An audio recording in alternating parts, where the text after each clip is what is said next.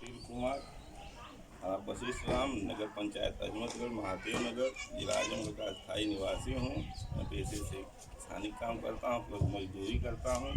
किसी तरह अपने परिवार का जीवन यापन कर पाता हूँ। बस पहले हमारा मकान कच्चा था, हमें नाना प्रकार की दिक्कतों का सामना करना पड़ता था और हमें कुछ महीनों बाद हमें शहरी आवास योजना के बारे में पता चला।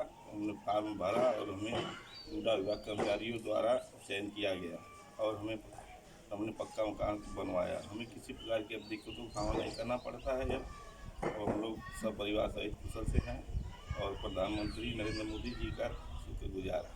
धन्यवाद करते हैं।